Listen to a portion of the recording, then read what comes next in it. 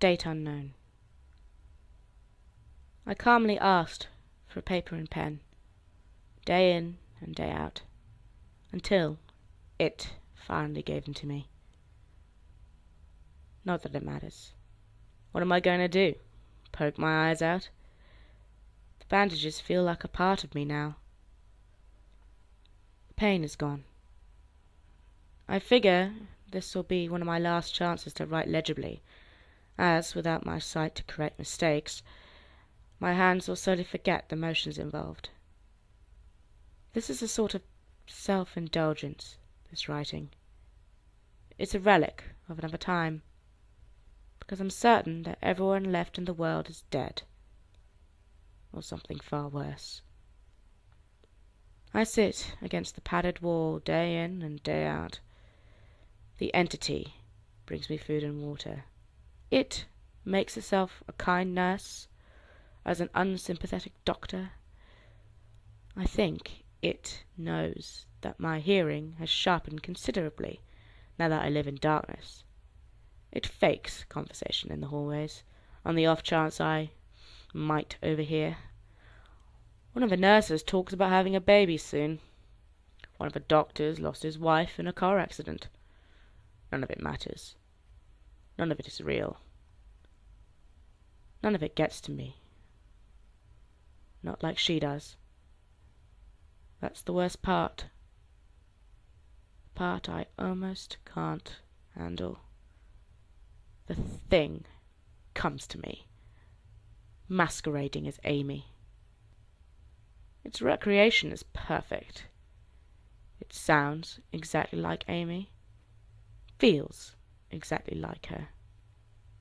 It even produces a reasonable facsimile of tears that makes me want to feel on its lifelike cheeks. When it first dragged me here, it told me all the things that I wanted to hear.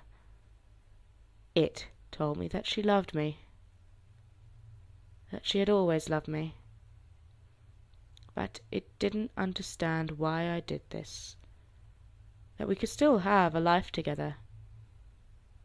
If only I would stop insisting that I was being deceived. It wanted me to believe.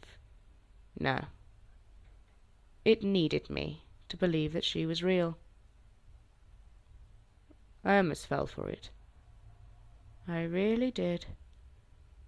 I doubted myself for the longest time. In the end, though, it was all too perfect, too flawless, and too real. The false Amy used to come every day, and then every week, and finally stopped coming altogether. But I don't think the entity will give up. I think the waiting game is just another one of its gambits. I will resist it for the rest of my life, if I have to. I don't know what happened to the rest of the world, but I do know that this thing needs me to fall for its deceptions. If it needs that, then maybe, just maybe, I am a thorn in its agenda.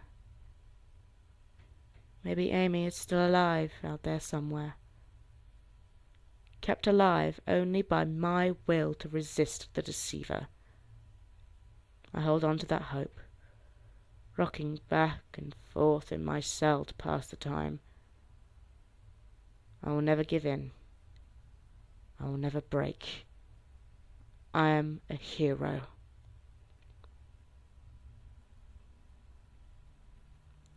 The doctor read the paper that the patient had scribbled on.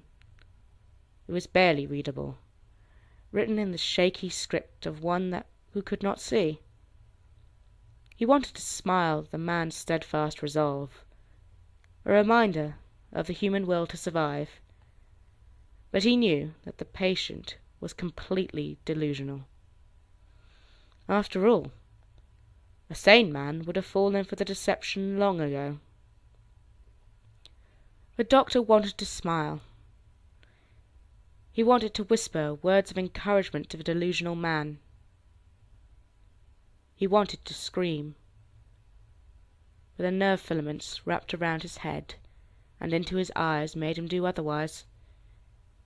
His body walked into the cell like a puppet, and told the patient once more that he was wrong, and that nobody was trying to deceive him.